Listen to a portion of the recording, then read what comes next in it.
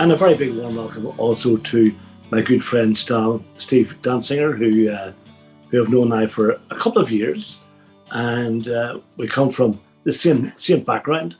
So what I'd like to begin with tonight is we just take maybe 5 minutes or so of a body scan. Give ourselves time to relax, to drop into the moment. So what I'm going to do is I'm going to begin by inviting the bell to sound twice, and then we'll end with the mindfulness bell being invited to sound once. So let's begin by inviting the bell to sound.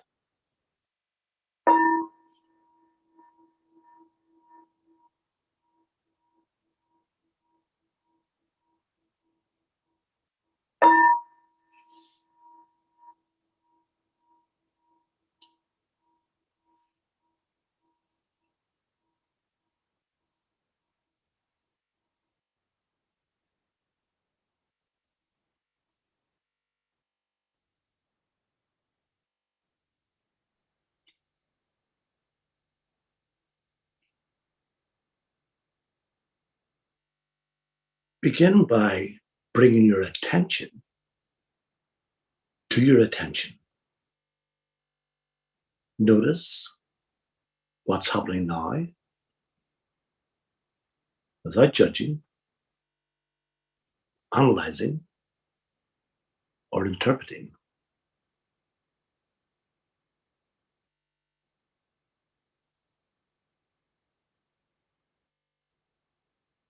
Is there a story, planning, remembering? Is there a feeling?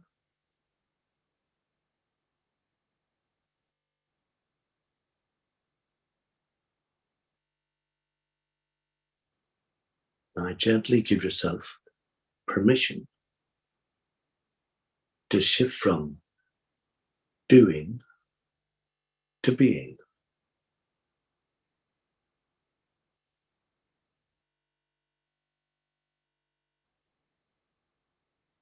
To be present in your body,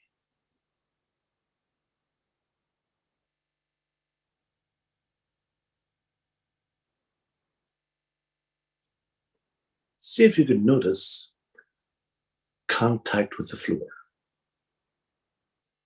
Your left foot on the floor, the heel, sole, the toes. Your right foot on the floor, heel, sole, toes. Now gently with kindness, bring your attention to your seat and notice how your seat supports your body. Notice the points of contact between your body and your seat. Back upright,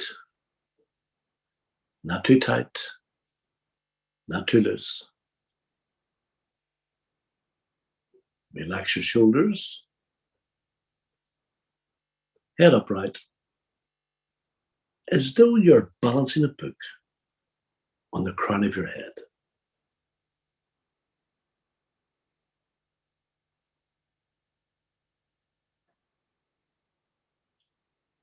Now gently bring your attention to your breath, allowing your breath to take center stage. Notice how you breathe. No right way, no wrong way. No effort, no adjustment. When breathing, just breathe.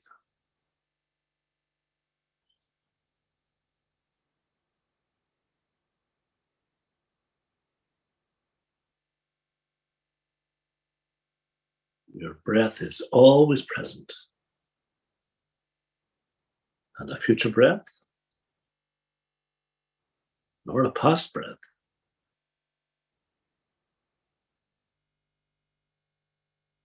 To be present with this breath.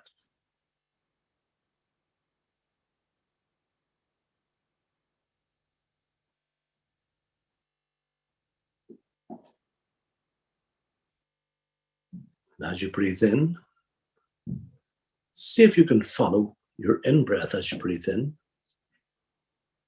Exhaling, letting go on the out-breath as you breathe out. Like a wave rolling onto the shore and gently returning to the ocean.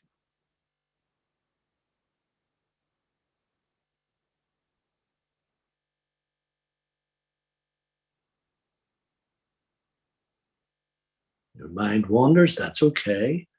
Notice and gently return to your breath.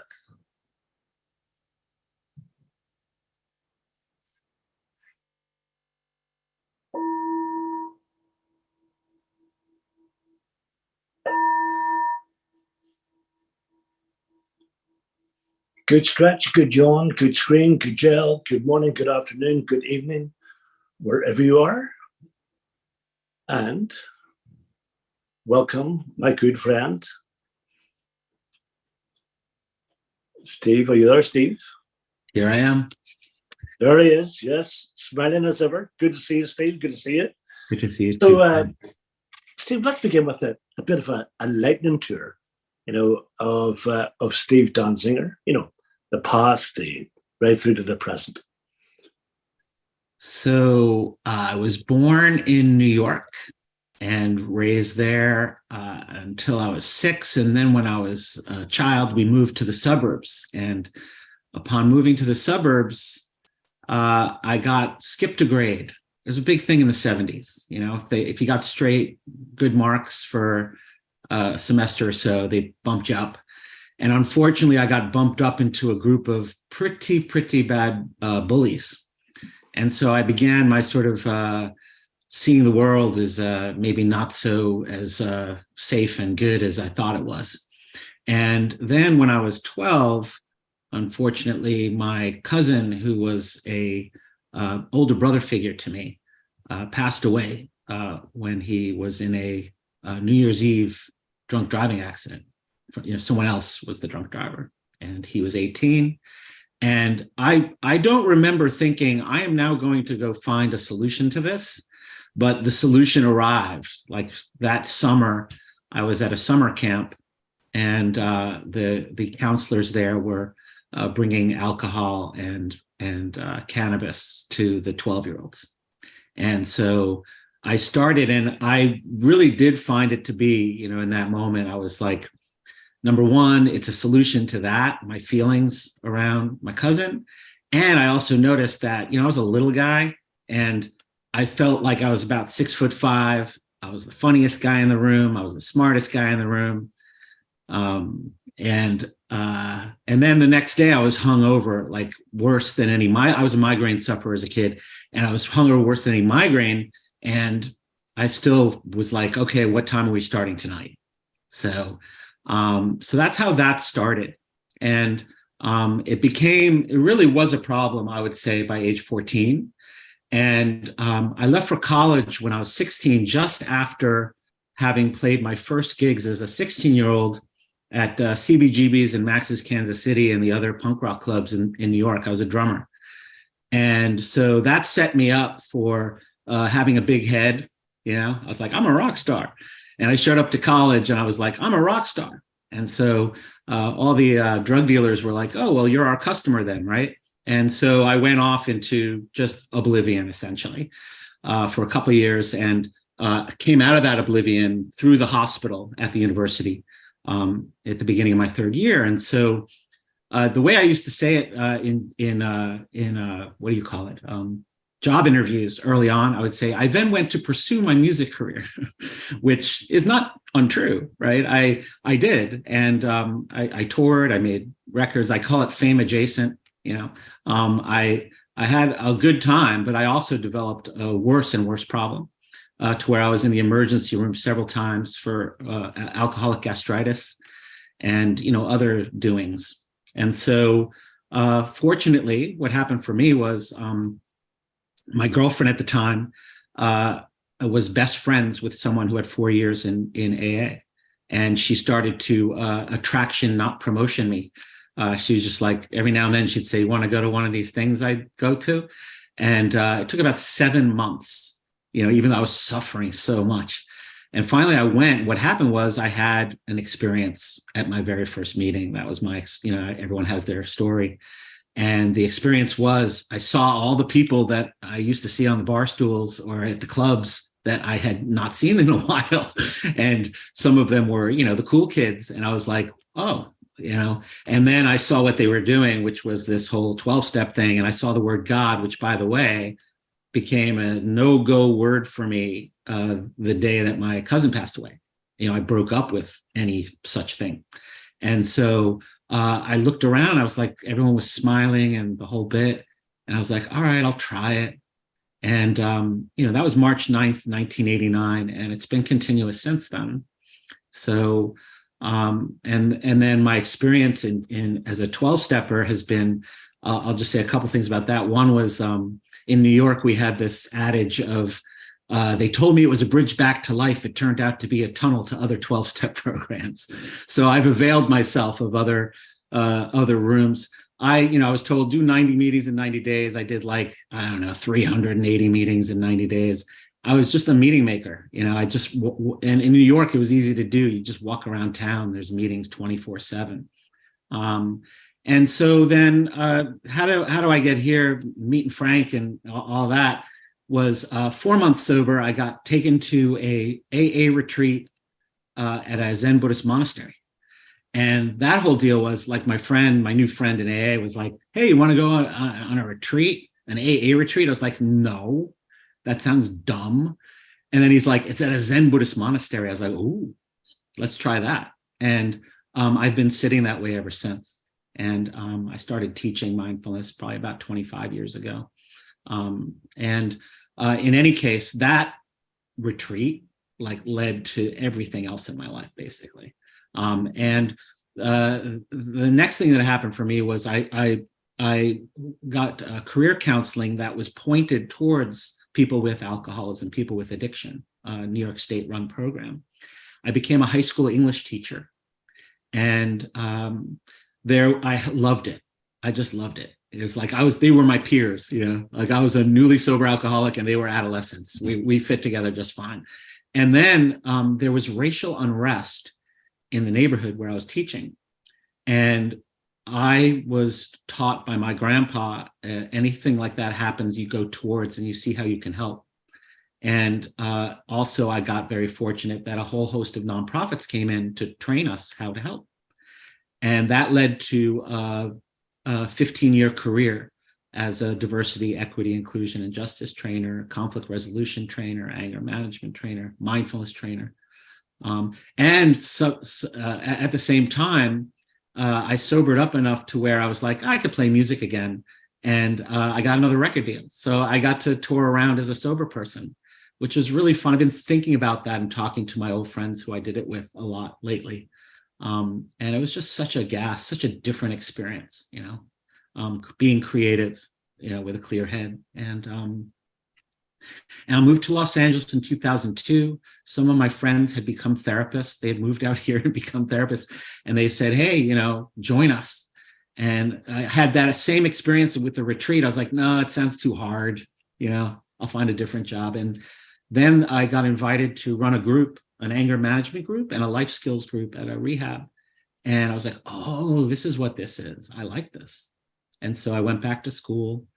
I got my master's and my doctorate, and my license to practice. And then very early on, when I was still getting my hours, as a practitioner, I was trained in EMDR therapy. I was working at a rehabilitation center, And the clinical director there, this is 2005, was using EMDR therapy as a frontline approach with addiction, which was not a thing back then. And one of the young people we were working with was struggling. She got some consultation from like one of the people, the original people in the EMDR world. And I got to listen in, and I watched this kid get better. So the consultant was a trainer, and I got trained. And basically, I've been an EMDR therapist since then. Like, that's how I do therapy.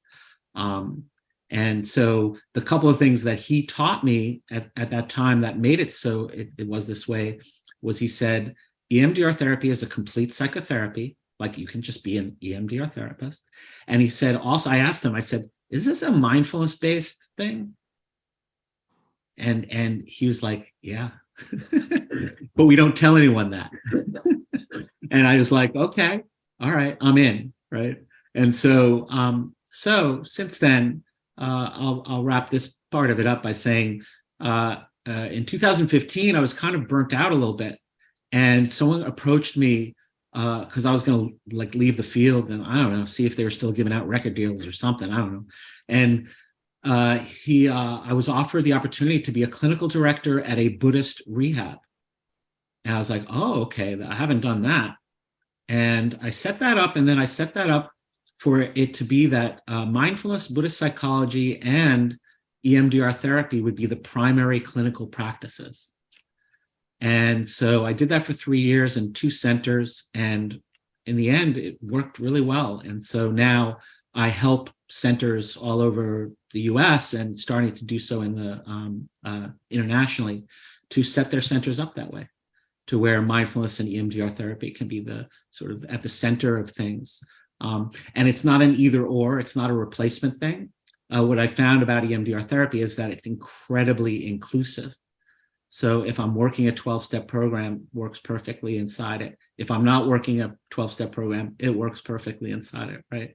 And I'm also working with people who are, in the harm reduction mode, and, just allowing for the possibility that I might be able to be helpful in anyone's recovery, however they define it. And so, yeah. And then, I've got a 13-year-old daughter, so that's the main event at all times at this point. I went from hero to zero in like the last 6 months. I was like God, and now I'm like Dad. It's my new name. So that's a little bit about me. Well, thank you very much indeed. Thank you for that, Stephen. And now, for the audience, you're now a trailblazer here in Ireland, both north and south. You've been welcomed here in Ireland and highly respected in Ireland. So, tonight it's all about the Four Noble Truths and the Eightfold Path. Yeah. And, whenever I think of the Four Noble Truths and I think of the Eightfold Path, I think of a letter from Dr. Bob, or it was a piece of a writing from Dr. Bob, who mentioned, Buddhist practice way back, way back, whenever meditation was not really on the tongue of people, and especially within recovery. Mm-hmm. Also, when you said there about your cousin, God rest him, who died in a car crash, and then suddenly, your idea of God flew out the window. Yep. Mm-hmm. So for listeners tonight who are not aware of the Four Noble Truths and the Eightfold Path, I was just wondering if you could, and myself, together explore, how the Four Noble Truths and the Eightfold Path. I mean, what I was saying to Patrick earlier today was, the Four Noble Truths plus the Eightfold Path equals 12 steps. So 4 and 8 equals 12. Yep. And they do, match together. So for those who are not aware of the Four Noble Truths, the Eightfold Path, let's continue a bit along, that avenue of thought. Sure. For me, like the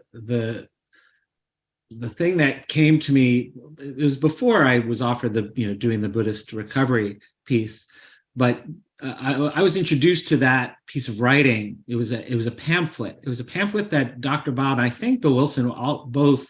It was out of the local Akron group, And they were looking to help people sort of redefine what spirituality might be for them. It's kind of like a miniature version of that Came to Believe book, that's part of the AA literature, different people's experiences.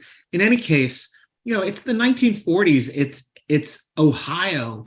I mean, the fact that anyone even said the word Buddha at any time about anything is remarkable. So the first time I was introduced to that pamphlet was through an article on this, it's no longer there. It was a recovery journalism website called thefix.com. And a friend of mine, Regina, she wrote something called Bill W. and the Buddha. And she, in her research, she, found that pamphlet for herself. And yeah, it's, when I look at the Four Noble Truths, number one, they're a diagnostic. And number two, they are basically saying the truth of, how when you first, this is for some people, you come into recovery and you're like, everybody's an addict, everybody's an alcoholic, right? And there's some truth to that, in as much as if you're looking at the continuum of human experience as described in the Four Noble Truths, he's describing kind of, the way addiction, as it were, pulls us out of our mindfulness, pulls us out of our being able to live fully and authentically ourselves. So in terms of the diagnostic part, I don't know, I think we've talked about this, Frank, before, I'm not sure, but the whole idea that when Buddha had his awakening and he was then like, I need to tell people about this, at first he couldn't figure out how to tell people about it. And then he was gonna not even bother. He's just like, I can't even do this. And then he was encouraged, he had to do it. And then he used the medical model of the time, Ayurvedic medicine in India, to construct the Four Noble Truths as a way of explaining it. So the first truth is essentially the diagnosis, right? That life is suffering, or life contains or has suffering to it, right? Mm-hmm. And in that regard, that actually pushes a lot of people out of Buddhist rooms. They're like, oh, that's depressing, I'm out.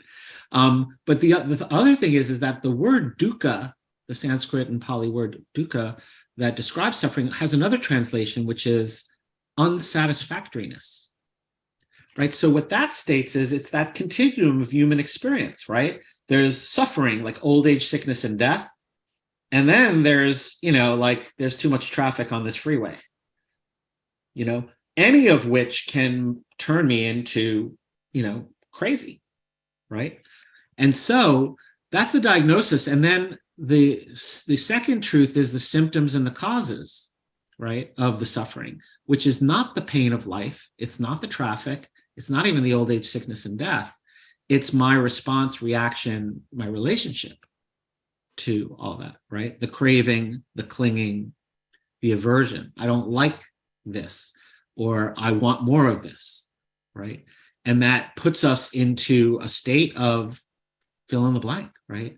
Anything from feeling a little bit unwell to a full mental health diagnosis, right? And then the third truth states that the cure, which sometimes people think Robert Smith, but actually what it means is the cure of this is you can't end traffic on the 405 here. You can't end old age, sickness, and death, really, right? But you can end the craving, the clinging, and the aversion. You can change your relationship to all of it, right? And then the fourth noble truth is the prescription, right? The Eightfold Path, right? Which before getting into all the factors,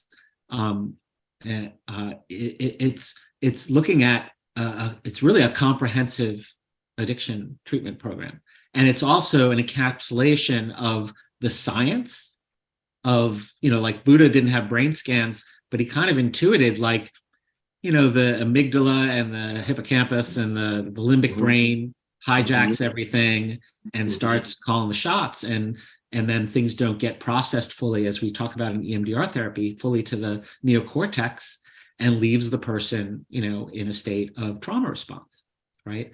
And so then from a 12-step perspective, the person is left kind of flailing around in their unwritten fourth step, um, and with, no sort of understanding, no ability to gain the understanding, the wisdom that allows them to know, oh, I can go to a meeting, I can sit meditation, I can exercise, I can, right?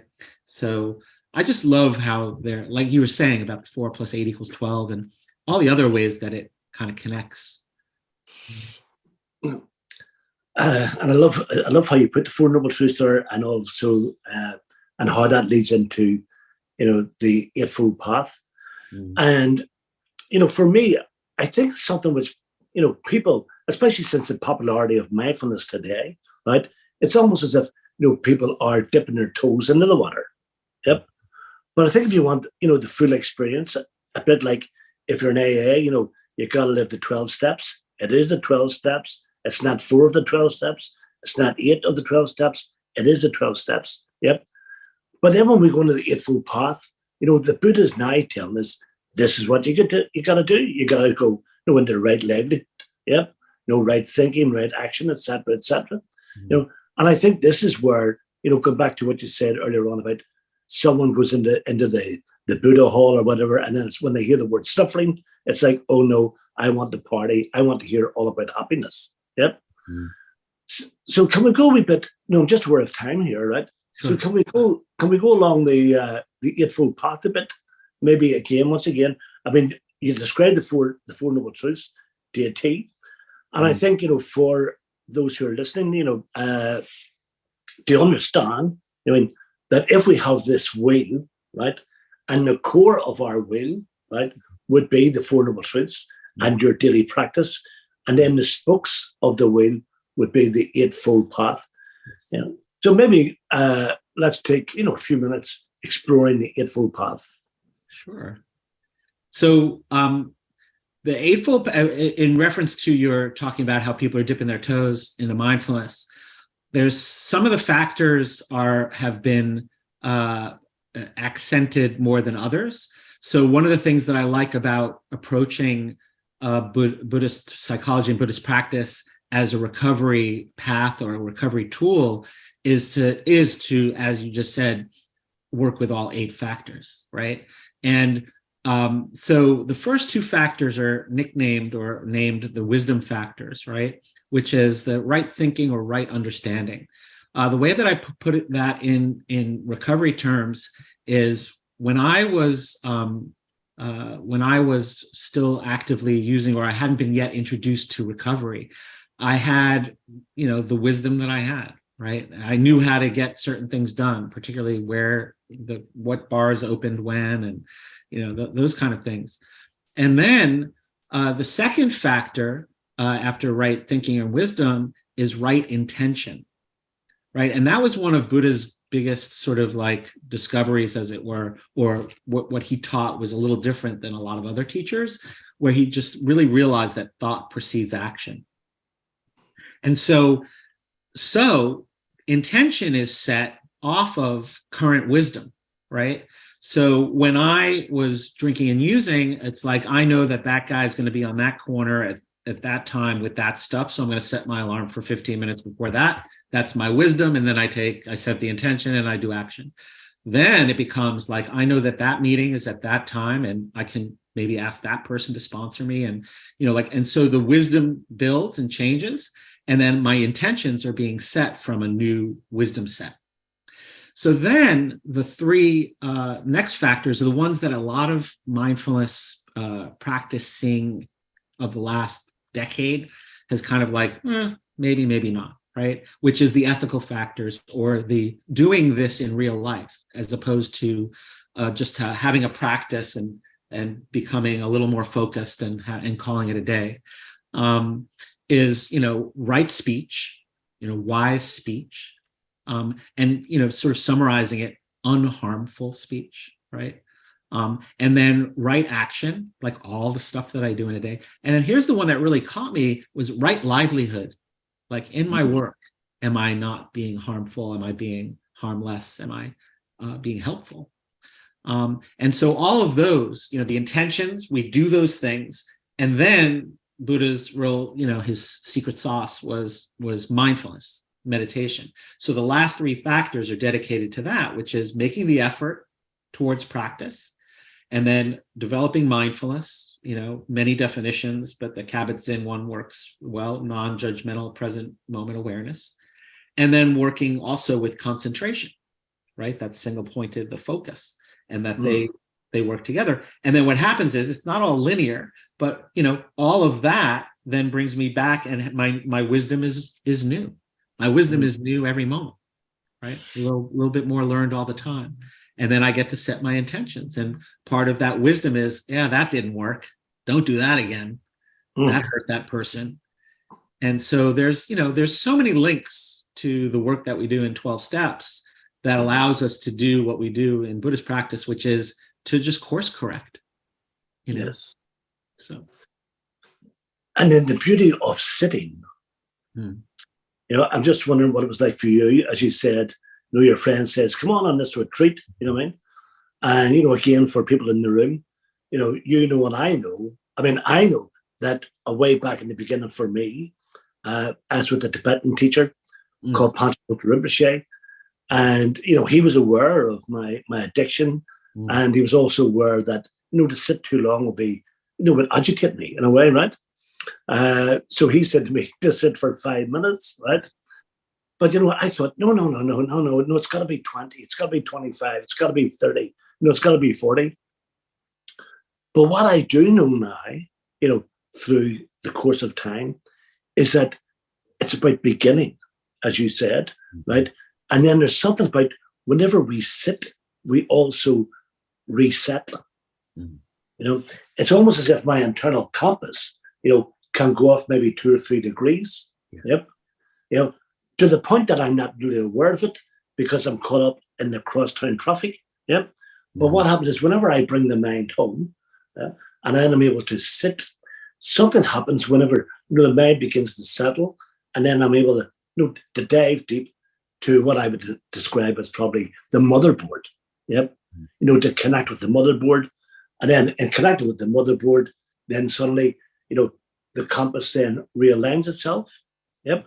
And then you do know what to do. You do know how to do it. And this, rather than the tail wagging the dog, yep, we're now teaching that little pup to sit and to stay and to heal. But most of all, I think it is to heal. For me, and of course that heal is HEAL. And that's what practice does for me. There's a healing process. The more I sit, the more I practice,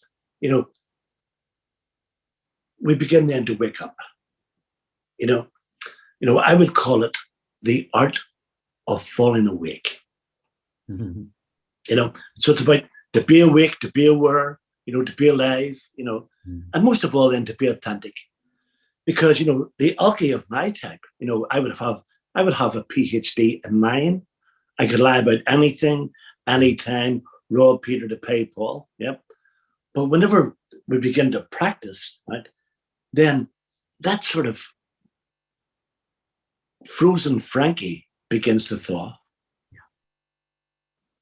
And I suppose, I'm trying my best with your help to convey this, to those who are struggling, at this time, the Buddha, the good Buddha himself also told us, it's a day at a time, and he actually brought it down to the 3 letters, NOW, it's all about now. It's not about tomorrow, right? And I remember a Tibetan teacher tell me, if you want to know where you're coming from, look at what you're doing now. And if you want to know where you're going to, look at what you're thinking about now. Yeah. So it's about, being able to sit, with that balance, with that equanimity, I would call it. And then go back to what you touched on there about the 4 Noble Truths. I remember another good friend of mine describing, as you say, the first one, of course, is suffering, dukkha. And then he would say, so for the alcoholic, the first one is I'm suffering. The second one is, why am I suffering? I'm suffering because of the drink. Yep. Right. So now I know the cause of suffering. The third one is the transformation of suffering, right? Which is, of course, the cessation of suffering. So what I've got to do is I've got to stop drinking, right? And the fourth one is, he said to me, is to get to meetings. You know what I mean? And that's where the transformation takes place. through, and I love that Bob Bill, put in step 11, whatever you think, way back in the 40s, sought through prayer and meditation, and what I would say to the listener, and I'm sure, you would say the same thing too, is that, you got to get the right teacher. When it comes to the 12 steps and you get a sponsor, it was my sponsor who told me, some 30 years ago now, he told me when it came to step 11 that I needed to find my teacher. You with me? Mm. We need to find our own way. So we need to get a good teacher. I think, we need to let, the listeners know it as well. We definitely need a good teacher because, we have Mindfulness out there and we've got Tom, Dick and Harry who say, here's a shortcut. Yeah. Mm-hmm. Would you agree with that? Or? Well, my experience, it's funny. Thanks for sharing about your, someone offered you 5 minutes and you're like, no, give me, it's got to be this. My experience was the opposite, where I showed up to that retreat and it was one of the most intense Zen training facilities in the country. And he didn't even give us a heads up. He was just like, all right, Zazen, sit down, shut up, don't move. And he rang a bell. That was my first instruction. And then he did not ring another bell for 50 minutes. I'm 4 months sober, never done this in my life. So my experience was the first 2 minutes, I was kind of like, oh, this is kind of easy. I think I might be the Buddha. And then my knee kicked in and then the hips were going. And then basically the last 45 minutes of the sit, I think I've shared this with you, Frank, was literally a mantra of ring the fucking bell, ring the fucking bell. Oh, yes. Ring the fucking bell. Like that was my first meditation. And then he rang the bell, right? Yeah. And I like uncrossed my legs. And it's like, oh my God. And then I was like when I got the first cannabis and alcohol when I was 12, I was like, when are we doing that again? Well, I don't know how my brain works. So anyway, and then I eventually, it took 9 years, but 9 years later, I actually lived at that monastery for a year. And, at that monastery, it was 4.5 hours of Zazen a day on a regular day and like 10 to 14 hours on a retreat day. And here's the thing. What was my conclusion at the end? 5 minutes a day is good. Like 5 minutes a day is better than 45 minutes on Saturday and none the rest of the week, right? Definitely. Like it's the practice, right? It's the steadiness, it's the practice.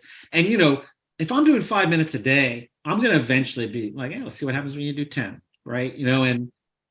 But then if it's like, yeah, I don't like that, go back to 5, So, yeah, to your point about, like my hope for anyone who's looking at the 11th step and looking at mindfulness and meditation is part of that is like find some way to have it be sustainable and also kind of realize those things in my life that already are some form of mindfulness practice or that are fed by mindfulness or that point me towards mindfulness. Like when I'm, Thich Nhat Hanh all the time, right? Washing a dish. When I'm drying the dish, can I just be drying the dish? Mm-hmm. Mm-hmm. And like even like in your guidance this at the beginning of our day today, about can I stop doing and can I just be, right? Mm-hmm. And like when you said that, I don't know, I'm just talking about it here. So I've got podocarpus trees here in my view that I've been viewing a lot for the last 3 years, doing a lot of Zoom work, and Zoom meetings and such. And you said that, and my eyes just went straight to the podocarpus, and I was just like, kind of like, oh, well, I was a podocarpus, right? So, just little moments like that, or practices like that, have so much impact on the rest of my recovery, on the rest of my sobriety. I'd also like the listener, the viewer, to also understand the importance. I didn't get sober in the Zendo. I got sober in an AA meeting, and I know how easy it is for me to think, oh, I don't need to go to meetings anymore. But, for me, meetings are, central to my sobriety, so I'd like to, before we come to an end of our session together, to put it out there again to people, get to your meetings. The meetings are very important, get a good sponsor, Step 11, sought through prayer meditation. There are great teachers around. Check them out. I think the Buddha had said himself, treat them like a piece of gold, give them a good bite. All right? Remember, give it a good bite. Make sure it's the real thing. Yeah, make sure it's a real thing. Because one thing that we know is the real thing is our sobriety. You started off by saying about where you were and where you are now, and your beautiful 13-year-old daughter, and you go from God to being dad. And for me too, but how our lives have turned 360. And then when it comes to right livelihood, right? Who would have thought, Steve, 30 years ago, you being in Ireland, doing what you're doing in Ireland. You know what I mean? Yeah. Oh, I can't even imagine. Is that right? And that's, we couldn't imagine it. So whenever we hear in the rooms beyond your wildest dreams, and I think, yes, you know what I mean? Listen, this really is about the art of falling awake.